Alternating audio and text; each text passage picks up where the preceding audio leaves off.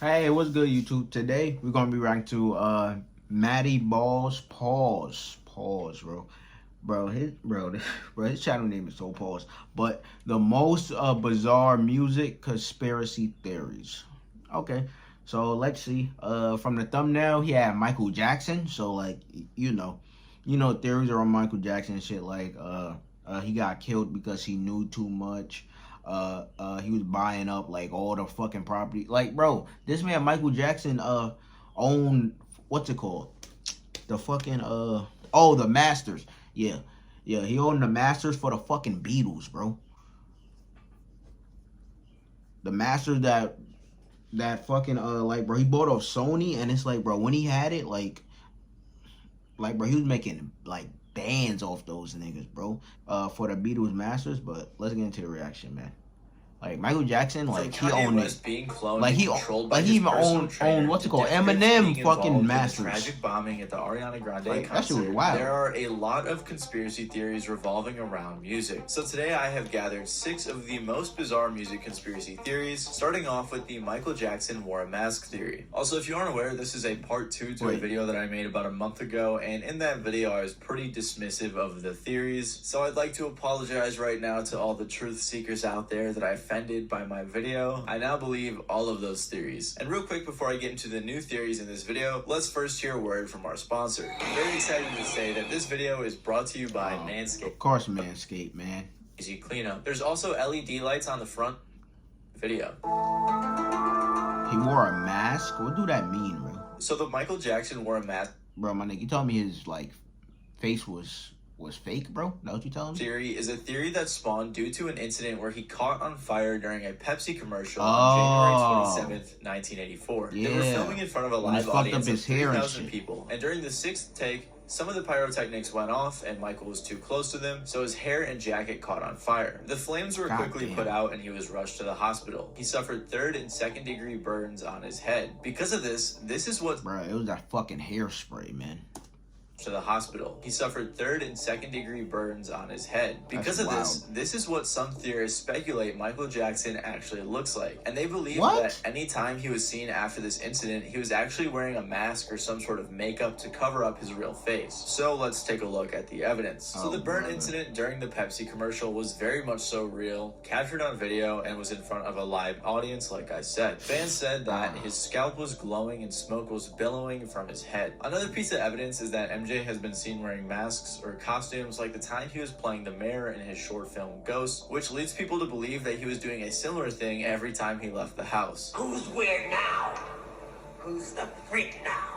He was able to change his voice a decent bit, which adds the component to this theory that he is still alive wearing a mask, but I'll touch more on that shortly. Michael Jackson also had a very weird nose and had been rumored to wear fake noses or put makeup on it to cover it up, leading theorists to believe that it was due to the burns. On top of all of that, there's an Akon interview where he talks about going to the movies with Michael Jackson and meeting up with a stranger who had Michael's voice, because Michael was in disguise and Akon couldn't recognize him. So like I said, the theory is that after the burn incident in 1984, Michael Jackson suffered so many injuries that he had to always wear some sort of mask or makeup or disguise every time he went out in public following that event, and no one actually knew what he actually looked like. Then comes in Dave, a kid who was set on fire by his dad when he was 6 and suffered extreme burns over 90% of his body. When Dave was 7, he met Michael Jackson, who would help pay for a bunch of his surgeries, creating a long-time friendship. Theorists point out how Dave became a lot more public after Michael Jackson's death, leading people to believe that Dave was actually Michael Jackson without the mask, and the real Dave was living his life elsewhere. They point out that Dave looks somewhat similar to MJ and also has a similar voice.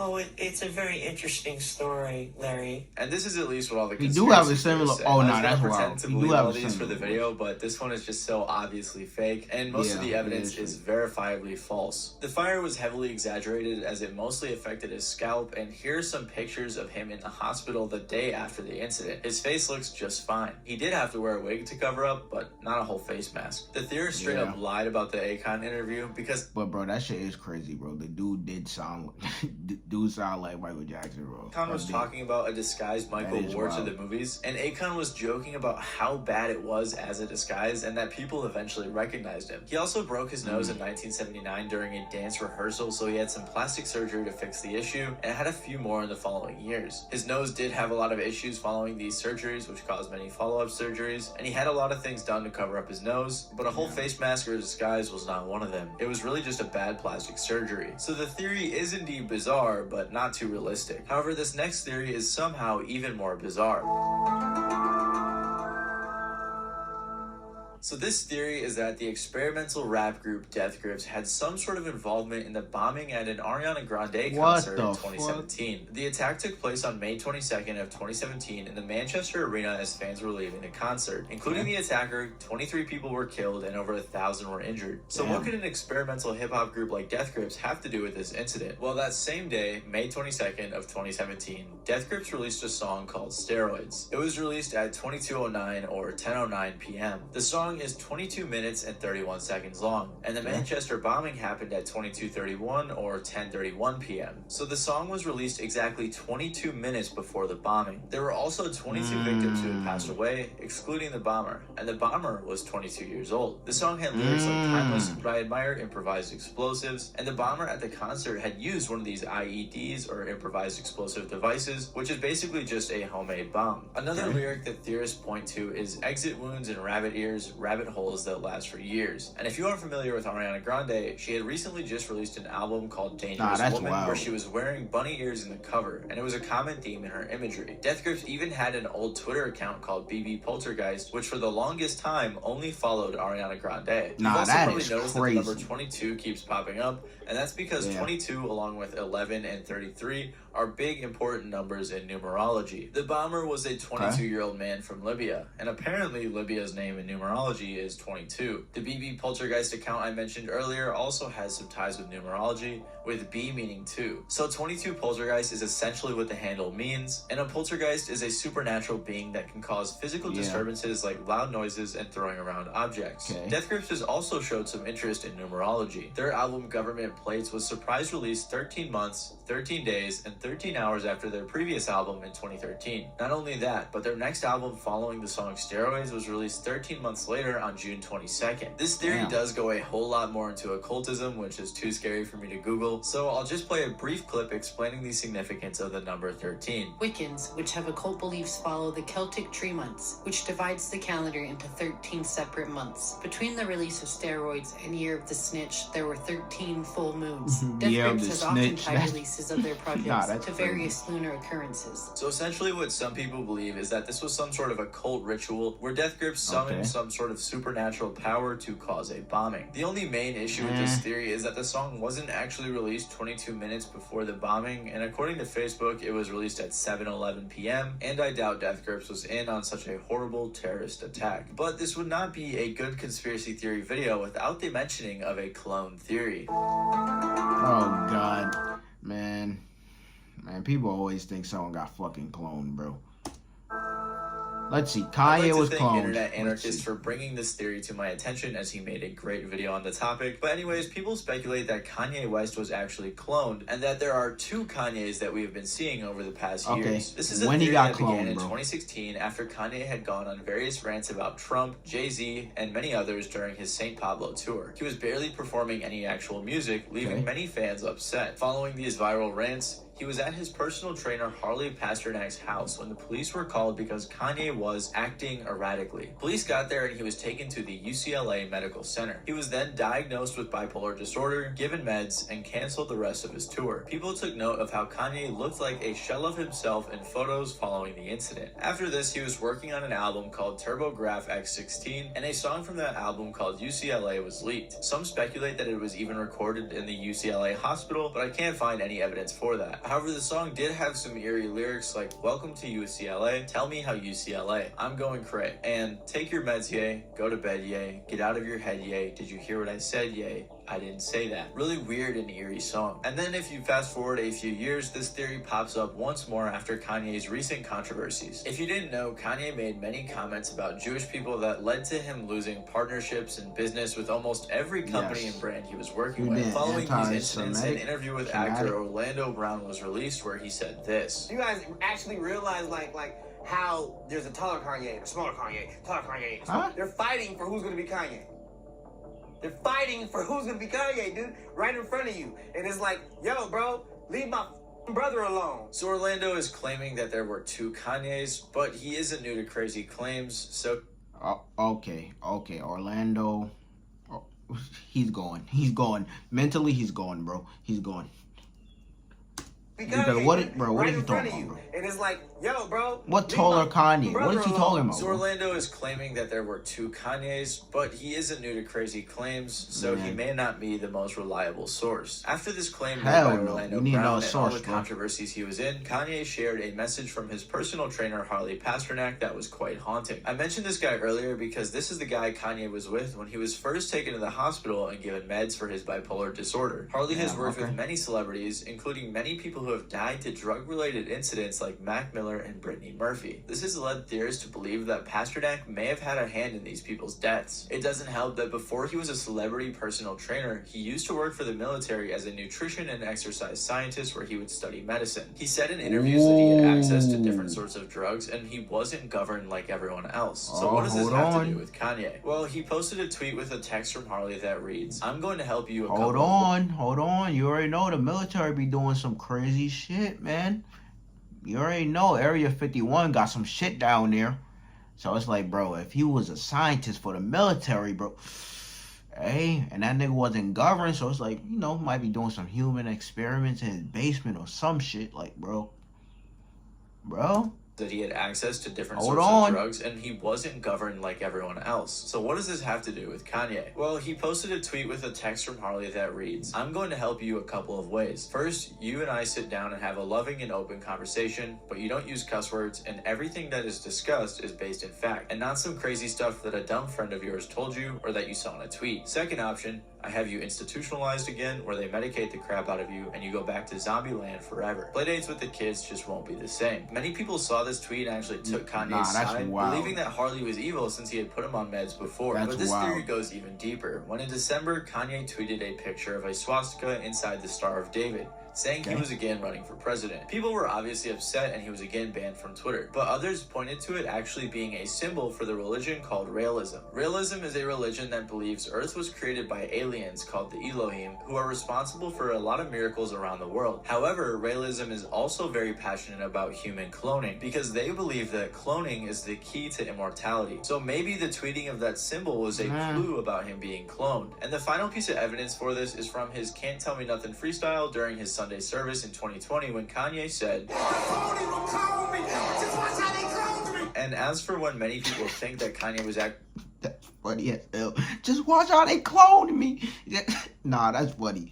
That's funny, bro. How you said that shit was too funny, bro. During his Sunday service in 2020 when Kanye watch how they cloned me. And as for when many people think that Kanye was actually cloned, a lot of people point towards 2016 since that's when he had a big personality change and went on a bunch of rants. There was also an incident where Kanye was seen with one of his ladies who is supposedly 5'9", which would make the big Kanye, little Kanye theory seem true. But the truth is she was actually 5'4". So of course, again, this theory is pretty crazy, but the only thing I could see being a little true maybe is the fact that his trainer Harley Pasternak wanted to control him and put him on meds, because there is actually some evidence for that. Speaking of clones and weird Hollywood antics, that brings us to our next theory, which is about Lady Gaga and Lena Morgana. Yes, they try to put him on meds and shit, bro. Bro, I can see that shit. Then that nigga would work for the military and shit. Bro, we don't know. He could have been doing some shit, like, you know, on the low and shit. Like, bro, when he used to work for the military, he wasn't governed. He wasn't governed like fucking normal people and shit. So it's like, bro, you don't know. That nigga might have some shit. Doing some human experiments and Hollywood shit. Antics, that brings us to our next theory, which is about Lady Gaga and Lena Morgana. Don't know what that nigga doing.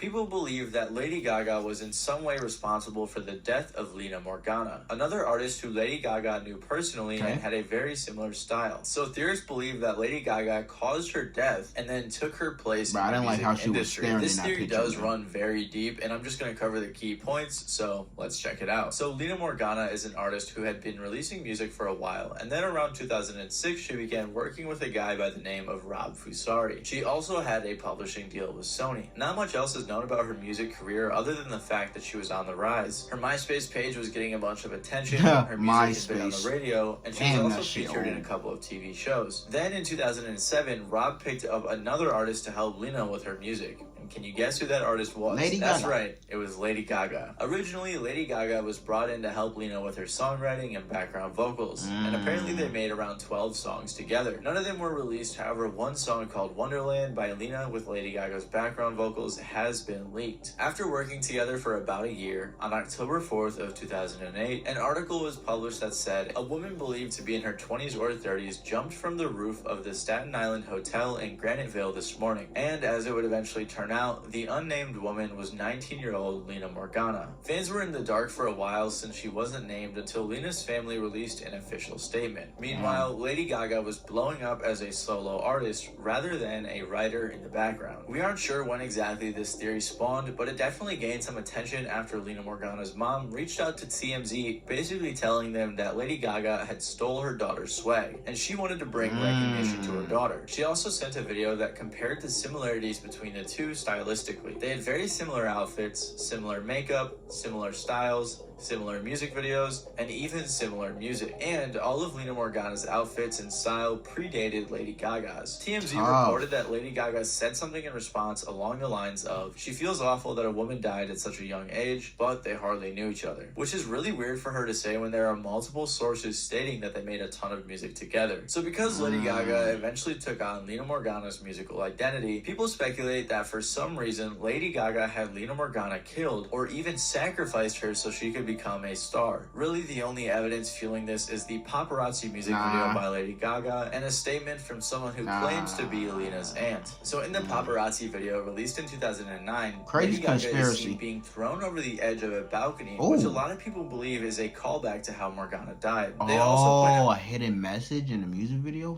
The edge of a balcony, which a lot of people believe is a callback to how Morgana died. They also point out how Lina's death was kind of suspicious since she was apparently dancing or exercising before jumping off of the roof. Gaga is also seen in the music video wearing a similar outfit to the one Lina Morgana had been seen wearing, and the video was very weirdly focused on death. Then there's also a statement from someone who is allegedly Lina's aunt that reads, we, Lina's family, do not believe that she had an intention to die. We, as a family, do not believe that Lina committed suicide. This theory also goes even deeper into a bunch of like satanic and spiritual and weird occult type of things. People think that Lady Gaga is involved in satanic rituals or that she absorbed Lina Morgana's soul and a bunch of other weird creepy stuff like that. The biggest issue with this theory though is that Lady Gaga wasn't even in New York at the time because she was actually in LA getting ready to leave to film her Poker Face music video. So it's very unlikely Lady Gaga was involved in Lina Morgana's death. Like I said though, this theory does go a lot deeper, so I'll leave a link in the description to a video that covers basically the whole situation. But now let's talk about a conspiracy theory that has just been reignited.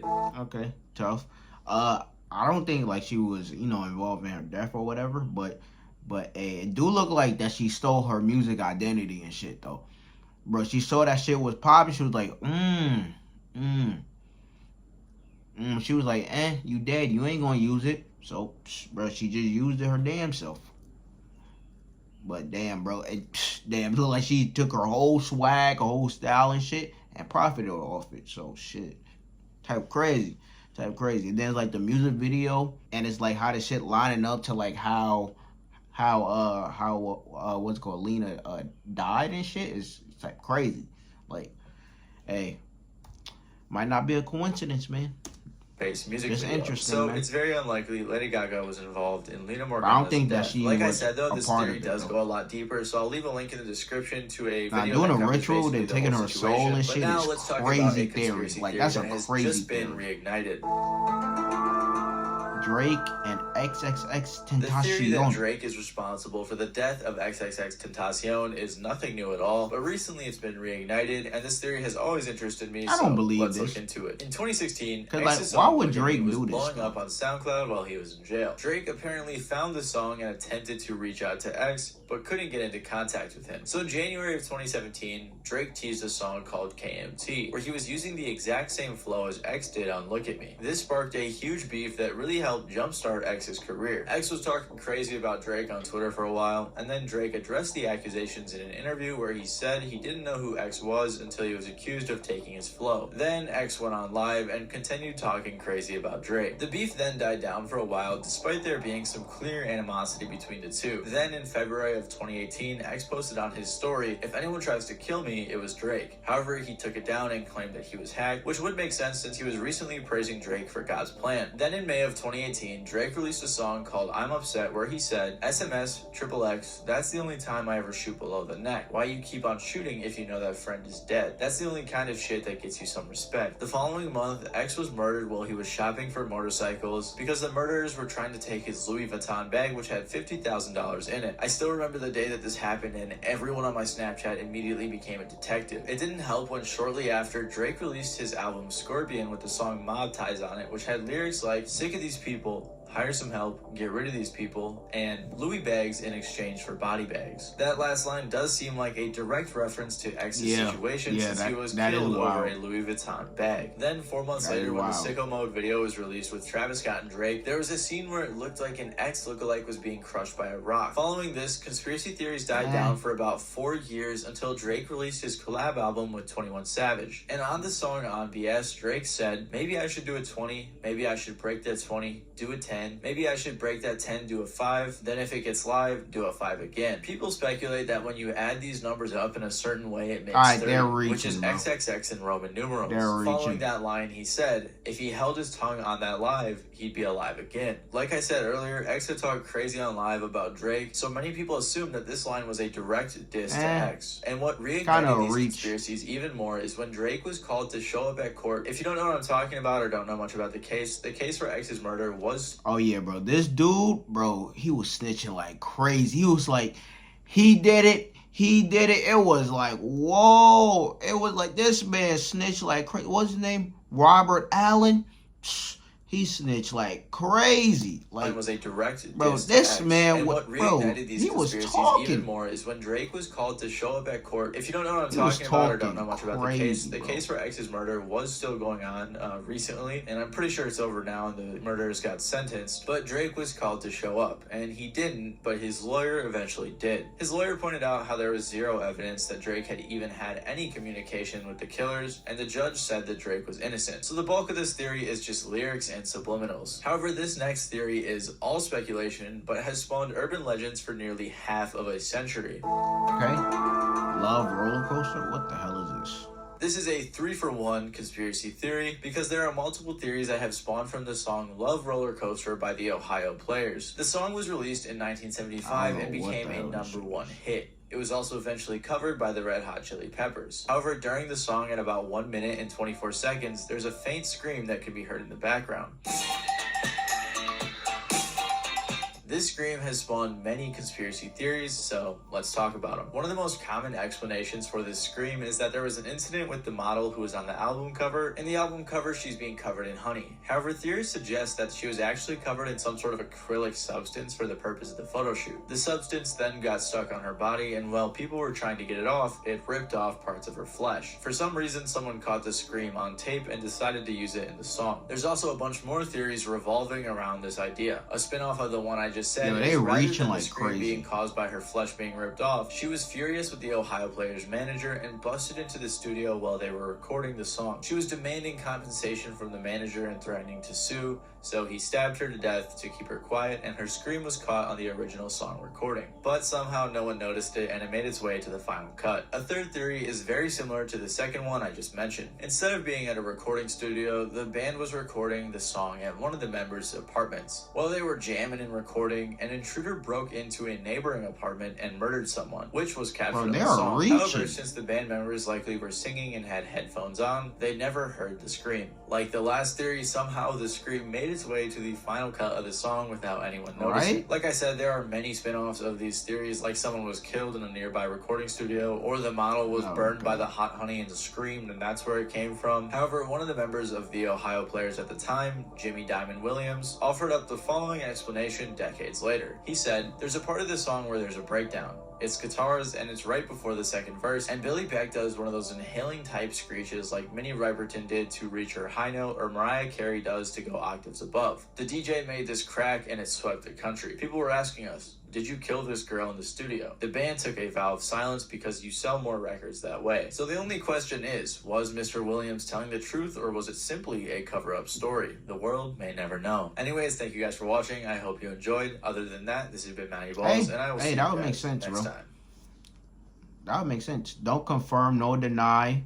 Don't confirm nor deny about the girl, because like, bro, more people gonna buy the fucking album and buy the fucking records and shit, because they're gonna be interested. They're gonna be interested in hearing the woman scream on the track. So it's like, bro, they're gonna buy it, find out, and fucking make their own theories about it. That's why they didn't confirm nor deny about the woman, because like, bro, I'm just gonna stay silent, because bro, y'all gonna wanna buy that. Y'all gonna wanna buy that record, and then fucking listen to it and fucking find out if a woman did get fucking killed over the fucking record in the fucking studio and shit.